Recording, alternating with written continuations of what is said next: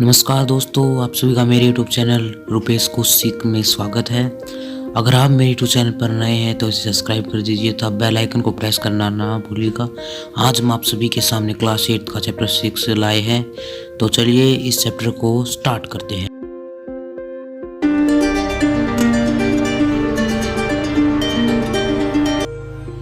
तो बच्चों, सबसे पहले हम पढ़ेंगे कि कंबशन क्या होता है।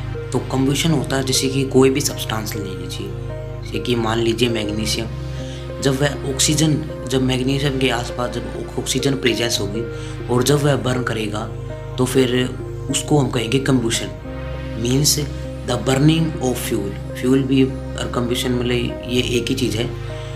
मतलब कोई भी सब्सटेंस जब ऑक्सीजन की प्रेजेंस में बर्न करेगा तो उसे कंबशन कहते हैं। इसकी डेफिनेशन आप लिखेंगे the burning of a fuel where it react with oxygen. जब फ्यूल बर्न करेगा ऑक्सीजन की प्रेजेंस में से रिएक्ट करके तो क्या प्रोड्यूस होगा, हीट एंड लाइट प्रोड्यूस होगी, तो उसे कंबशन कहते हैं। तो आप देख सकते हैं मैंने आप सभी के सामने कंबशन का एक एग्जाम्पल लिया है। इसमें दिखाया कि कोई भी सब्सटेंस जैसे कि हाइड्रोकार्बन, उसके साथ जब ऑक्सीजन रिएक्ट करेगी तो क्या प्रोड्यूस होगा, हीट एंड लाइट। जब भी कोई भी सब्सटेंस ऑक्सीजन के साथ रिएक्ट होता है तो उस समय हीट एंड लाइट प्रोड्यूस होती है। इसमें यह समझा गया है। तो देखिए अब इसका बाद नेक्स्ट है टाइप ऑफ कंबशन। कंबशन के थ्री टाइप होते हैं। पहला है rapid combustion, second spontaneous combustion, third explosion combustion. First rapid combustion. Rapid combustion ये होता है जो आसानी से और तीव्र गति से मतलब तेज़ी से जो बर्न होते हैं उन्हें रैपिड कंबशन कहते हैं। और स्पॉन्टेनियस कंबशन वे होते हैं जो बिना किसी एक्सटर्नल जैसे हमें पत्ता जलाने के लिए हमें उस पर आग के छिड़कने पड़ते हैं, तो इसमें किसी और चीज़ की जरूरत नहीं होती। ये बिना किसी एक्सटर्नल हीट के बर्न हो जाता है। ये रूम टेम्परेचर, जैसे कि example phosphorus burn separately at to room temperature, ये बिना किसी एक्सटर्नल सोर्स के बर्न हो जाता है। उसके बाद एक्सप्लोसिव कंबशन। ये कंबशन ऐसा होता है जिसमें जो एकदम से सडनली, जैसे कि हम पेट्रोल में जब हम चलाते हैं तो वो एकदम से इतना फैल जाता है, तो फिर इसमें भी ऐसा ही होता है कि भाई इसमें हीट एंड लाइट प्रोड्यूस होती है एंड साउंड भी प्रोड्यूस होती है। इसमें एकदम से ये मतलब बर्न हो जाता है और इसमें जो हीट एंड प्रेशर की हेल्प होती है, इसे ये अपने आप नहीं जलता, इसमें हीट एंड प्रेशर की हेल्प से ये जलाया जाता है। और इसका एक एग्जांपल ये दिया गया है कि explosion of cracks on apply heat और प्रेशर, ये इसका एग्जांपल दिया गया है। तो देखिए मैं आपको इसे इनके पढ़ के दिखा देता हूँ। पहला है type of combustion. There are 3 type of combustion. There are rapid combustion, spontaneous combustion, explosion combustion. Thanks. अब इसके बाद नेक्स्ट है इग्निशन टेम्परेचर। इसका डेफिनेशन है कि the minimum temperature at which a substance catch fire and burn is called its ignition temperature. Means आपके सामने कोई भी मिनिमम टेम्परेचर है द सब्सटेंस, कोई भी सब्सटेंस हो जिसका टेम्परेचर मिनिमम कम हो तो वो जो सब्सटेंस है वो फायर को कैच कर लेता है। कम टेम्परेचर वाला सब्सटेंस फायर को फास्ट कैच कर मतलब इजीली कैच कर लेता है। फिर इसमें नीचे दिया गया है कि a substance will not catch fire and burn it if its temperature is lower than it's ignition temperature.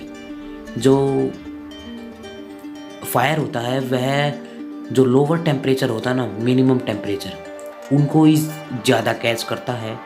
और different substance have different ignition temperature. अलग अलग सब्सटेंस का अलग अलग इग्निशन टेम्परेचर होता है। जैसे कि example the ignition temperature of kerosene is less than the ignition temperature of would. कि जो इग्निशन टेम्परेचर जो केरोसिन का है मतलब अचार, उसका टेम्परेचर जो कैरोजोन है उसका मतलब उसका लेस है, वुड के टेम्परेचर से कम है, तो फिर इसमें जो वुड है वो आसानी से बर्न हो जाएगा क्योंकि उसका टेम्परेचर लेस है। इसके बाद दिया गया कि substance which have very low ignition temperature can easily catch fire with the flame is called inflammable substance. जो सब्सटेंस जिन सब्सटेंसों का टेम्परेचर लो होता है जो इजीली कैच फायर कर लेते हैं उन्हें इनफ्लेमेबल सब्सटेंस कहते हैं।